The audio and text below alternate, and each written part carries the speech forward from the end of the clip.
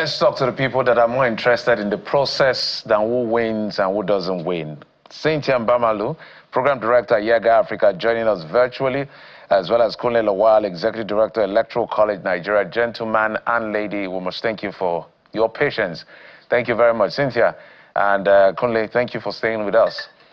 So, Cynthia, I'm, always on the field, both of you, trying to check out what exactly plays out. The politicians will do what politicians do, even though we can argue about that pattern back and forth. From what you've seen in terms of conduct, so let me start with you, Cynthia. INEC's performance and then security agencies' performance. What do you make of the last by-election? Well, good morning again. I think there is... We get to a stage where you begin to ask yourself questions like, how do we proceed? Is there any possibility for achieving a truly transparent process? And I say this with all sense of responsibility, not because the elections were the worst we've had, no, but because there are certain things that we expect that at this stage are already, should be norm when it comes to elections management and conduct. Overall, it was a relatively peaceful process, except for some constituencies in some states where there were some issues of thugs trying to, disrupt the process at the poll in some polling units, but it wasn't widespread. So we would say overall it was a relatively peaceful process, except for those isolated cases. I'll put as that, and so that's one. But we need to move beyond just having a relatively peaceful process to a process that can inspire trust in the system. And I'll just take a simple example with the issues on uniformity or compliance with the electoral guidelines, the INEC's guideline on elections and the Electoral Act, and issues around uniformity of process, because that's very important and key. And I'll use it simple because one major challenge we're beginning to have and experience is the process of results management, the result management process. If you go to the INEX results viewing portal, for instance, you would notice the disparities when it comes to how polling units results were uploaded for different constituencies or polling units from different constituencies. There are some constituencies where you are having as high as 99 or 98 point something percent uploads. Some polling units, some constituencies where you're having less than 50 or barely 80 something percent upload. And I know people would say, oh, the Supreme Court judgment made the IREV a bit, not as a bit, how do I put it, or undermine the power of the IREV. But the truth is the Electoral Commission had in its guideline provided that for results management, that process of electronic collation is also still part of the elections guideline. And so the bigger question is, why do you have better compliance in some regions and less compliance in some other?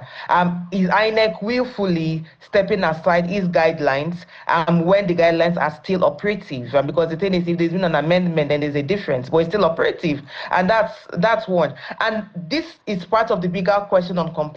So if you think around the application of rules of overvoting, for instance, decisions around overvoting and cancellation of ballots, it becomes a bit problematic where it seems there's a lot of discretion when it comes to deciding which locations you'd have cancellation due to overvoting and which locations you would review and adopt a result that in its face is seemingly overvoting. And so for me, the bigger question when it comes to our elections is no longer saying it was relatively peaceful, because we expect elections to be peaceful normally. It is an abnormality to say elections are not peaceful. The normal situation should be elections are peaceful. So that's one. The bigger question on the process is, one, that there is due compliance with our Electoral Act and INEC's guidelines on the elections, and there is uniformity in compliance across board.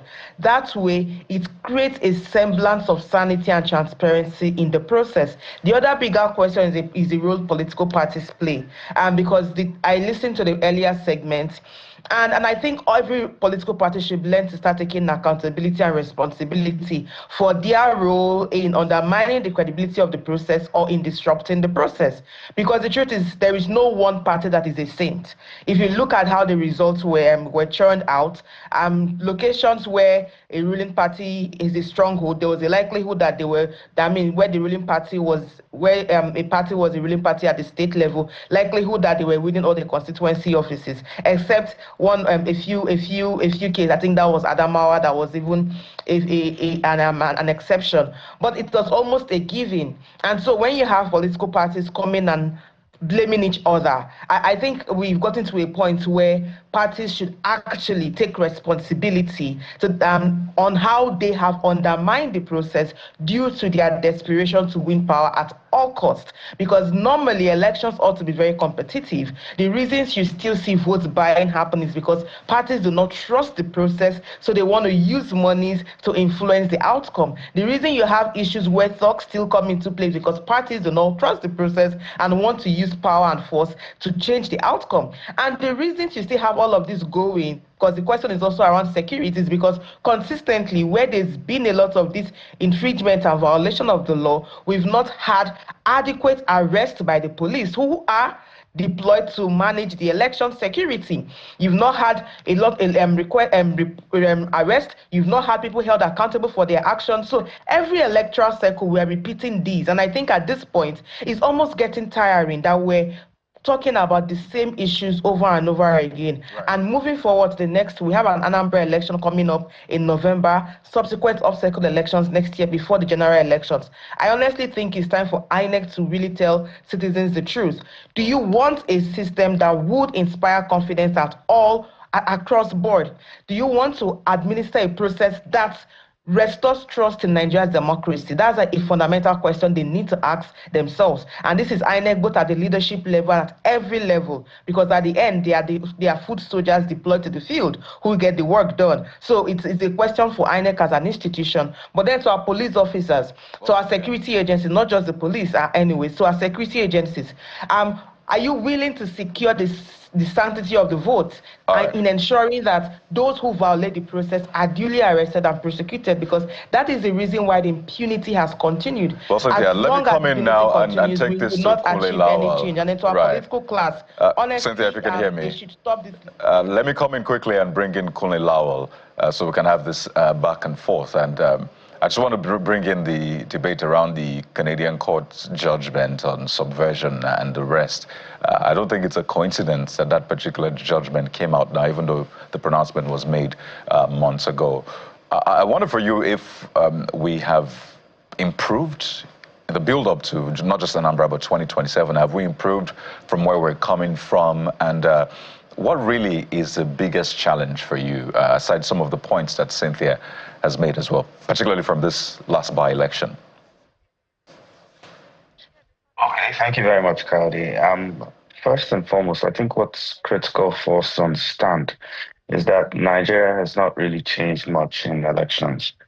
And because we haven't really changed much in elections, I think what happens the most in an election in Nigeria is always a situation where a politician or a political party gets to do what it wants to do, and the rhetoric go to court comes into play because they would not be held liable for what they've done. For me, I think that's the biggest problem in our election. Nobody's being held liable for anything. And there was a situation in Adama, and Adama had a close photo finish.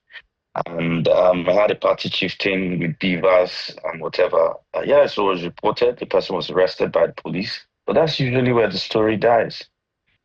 So as long as there's no responsibility or accountability by INEC to the people of Nigeria when you have people like this being arrested, or when we have like the situation in Kano where we had 280 about people were arrested with weapons and etc. We will hear they were arrested, the police accosted them. There's no compensation after.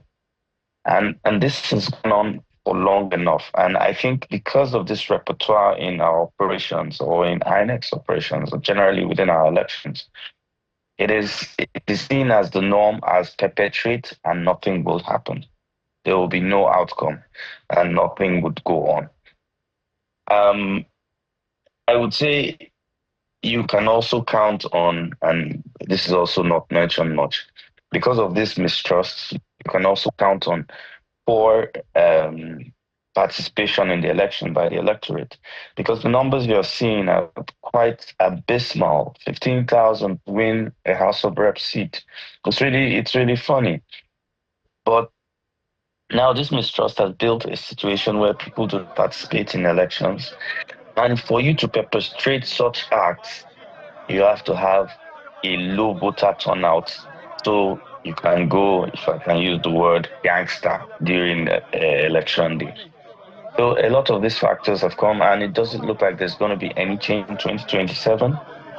So I'd like to say clearly, INEC has, how do I put it, pulled the big dog that doesn't bite move generally with the Electoral Act, and it hasn't taken actions.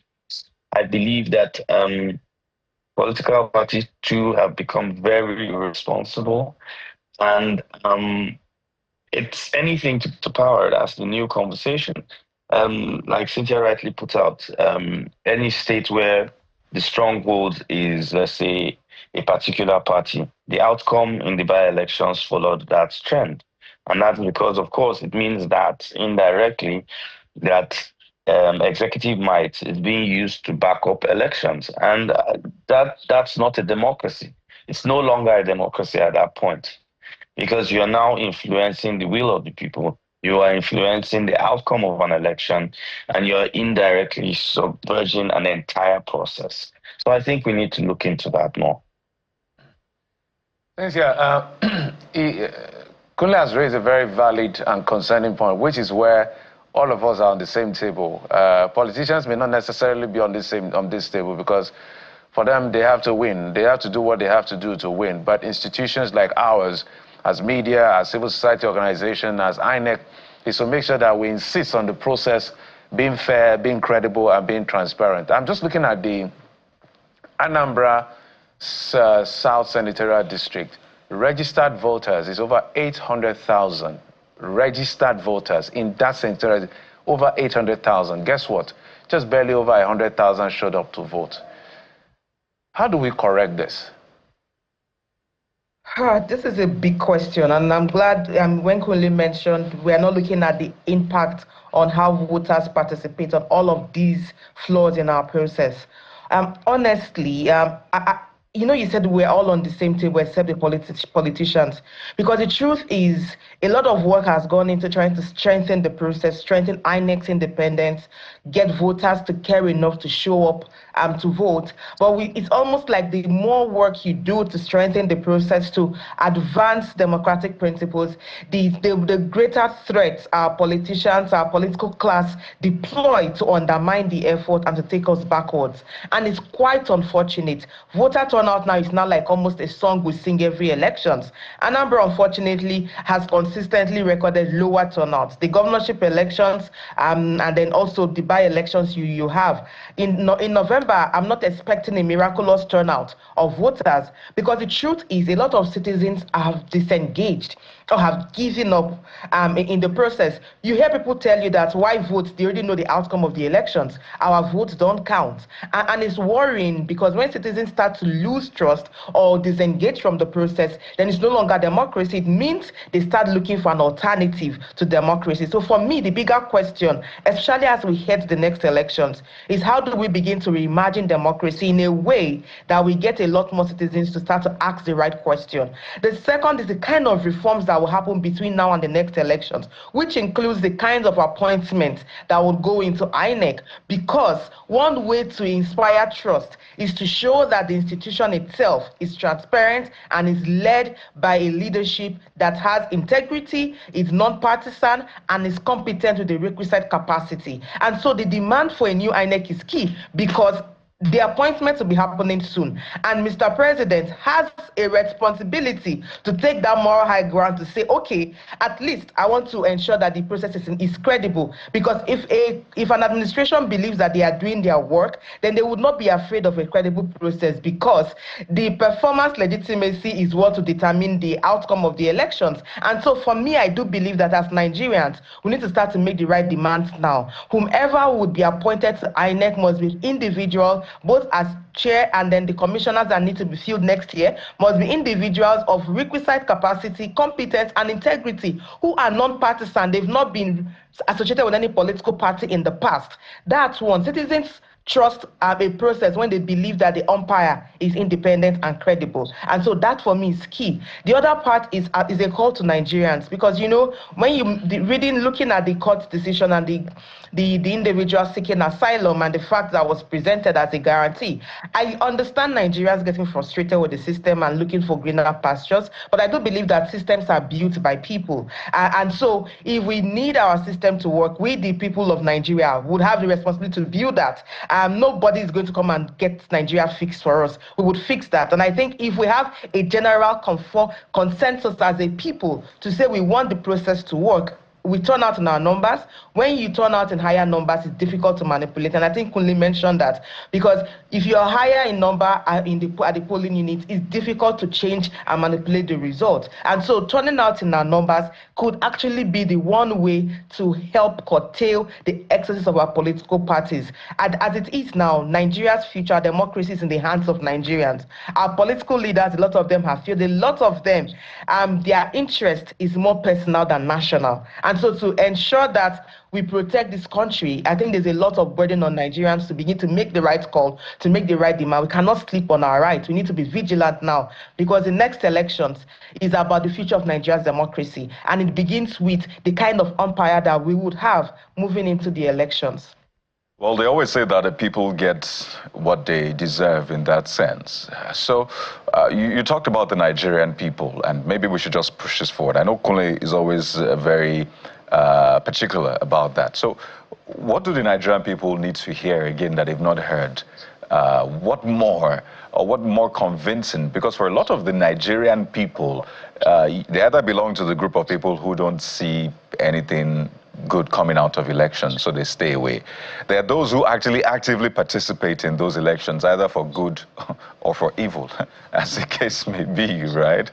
And when we talk about election violence, there are people who are involved in election violence. They are not demons. They are people, part of us. And when we talk about voter apathy, of course, they are people as well. So whichever way you look at it, people are involved. So what more can we tell Nigerian people? And is there a way you can maybe compartmentalize it so each group of people get the message that you have for them?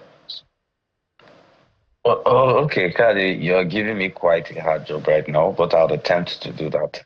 So the first message I would say should go to those in executive power. That's the President of the Federal Republic of Nigeria and the National Assembly.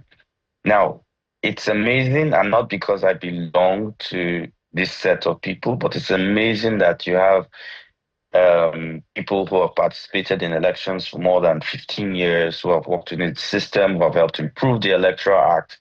You've never picked one of them to be an INEC chairman. I don't know why that's so. I find that funny. I think somebody like Cynthia will do very well as an INEC chairperson for the first time, having a woman there. But anyway, that goes to show that they don't pick from, the crop of people that actually understand this process. And this is not to attack anybody from a university or whatever, but this is to broaden the perspective. Done it in particular way with university people. Why don't we do people that have experience on the field, or people who actually understand the Electoral Act, or who actually understand what messing one part of the system means? That's what the president. Now, to political parties. Power has always been something people go to any lengths for. I agree that political parties go to whatever lengths, and like Cynthia rightly said, there's no saint among them. I've even clearly said anybody with over 1 million votes allegedly has put his hands somewhere into something, which we know because we're on the field. But political parties need to draw up something. I don't see any political party in Nigeria lasting beyond the interests of its present perceived buyers. If that is without mentioning anybody's name, I just explained the whole thing. We don't build any legacy institutions. Political parties are not built to be legacy institutions. They're just built as vehicles to an office and nothing else. No basis, not known for anything, not putting down a particular level of ideology or something. It's not like these ideologies do not exist, but they don't care and it doesn't change anything. So I think political parties need to be held liable for making the greatest mistake in Nigeria's democracy. That is what I'll put forward to political parties. Now, the Nigerian electorate. I know it's hard to believe in democracy in Nigeria, especially with the way things pan out. But like I said earlier, you can only rig an election when you're not fully participating. That's the time. We need that when 20,000 people belong, there's 10,000 people belong to a polling unit, and 9,999 are there. It's going to be very hard to rig it. It's in short possible because even with returning the results, 9,999 people know what the result was at that point, and that's the way. Last time we had close to 50% participation in elections. An incumbent president was removed. So that was 2015. Right now, performing below 23, 24, 25%. So totally sad and appalling. So Nigerians need to believe that this country is theirs and does not belong to the politicians. Tell you if your vote doesn't count, why do they try to buy it? That's the argument. If your vote really doesn't count and you think it doesn't count or they dictate the outcome, why then are they trying to buy your votes? Which critically says that your vote is important. So I pray Nigerians try to get out of this quagmire and try to participate in elections. I hope I've been able to cover that in a nutshell. Thank you. All right, Cynthia, I know that we wanted to exclude the politicians from this matter, but, they're also on the table. They have to be forced one way or the other. But in closing, I would like you to maybe try to speak to young people. Now the portal is open today for CVR, continuous voter registration, which we're going to demonstrate as well as show people. As INEC has said, is ready for it to start today. Young people yet again, you know what happened in the last election? We saw that aggressive participation for the first time. I know this generation, their span of attention is quite low. When they want something, they want it done now and now.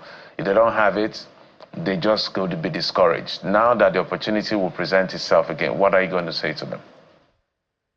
I think this is a call to every young Nigerian, especially the Gen Zs who mostly would be first-time voters, to actually take this opportunity to register. The online pre-registration begins today, the INEX portal. Register for those who need to transfer, replace, or correct anything. The opportunity is now to do that. And that's because the truth is, for every young Nigerian, yes, there are those that may successfully jackpot, as we call it, but you cannot, no matter where you go to, home is still home, and Nigeria is still ours to build.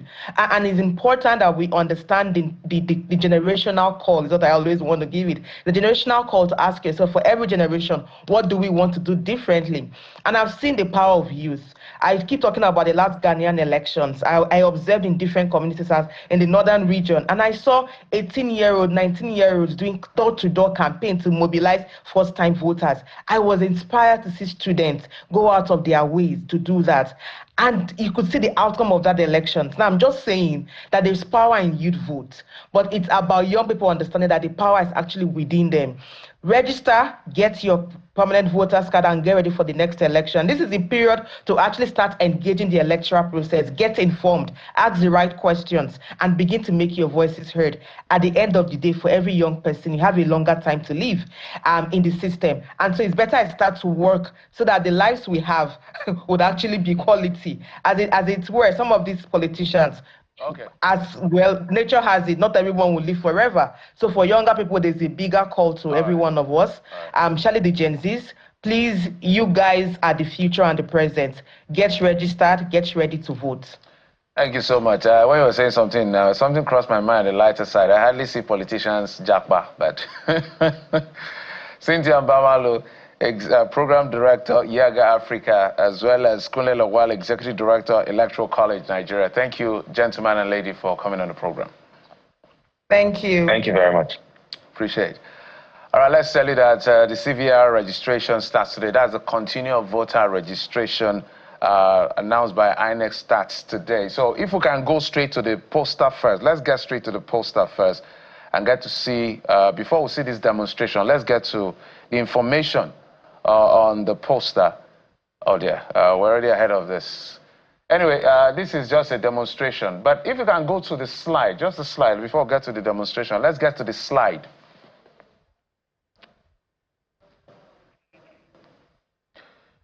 Oh boy, okay, if you go to the INEC website, okay, this is what we're talking about. So that captures the entire information. Nationwide continuous voter registration. So you can see this category of people. New voters, 18 plus is your opportunity. Collect or transfer your PVC. Maybe you change location in terms of address, in terms of city, state. Replace your lost or damaged PVC, or multiple registration. All of the things that has to do with the anomalies around your PVC. This is the time. But more importantly for me is young voters. So if you can go back to a quick demonstration, if you go to their website, cvr.inec, yes, that's the website, as it is, .org, and you click, it takes you to this page. You can see the page, it asks you to get started, and then you can scroll up. This is for new pre-registration. You just start registration, can tell you to sign up with your social media or so, and then you log in with your email. But beneath all of this, you're going to see details of what you feel and all of that. If you're a new registrar, if you're registering for the first time, beneath that you'll see all the details, your email, your names, and all of that. So, yes, please, let's take this opportunity and do the right thing. We'll take a quick break. When we come back, we'll switch gears to issues around humanitarian crisis, you know, the issues around Mokwa. After that incident of flood, monies were promised, presidential and federal government intervention. What has happened after that? It's a big question.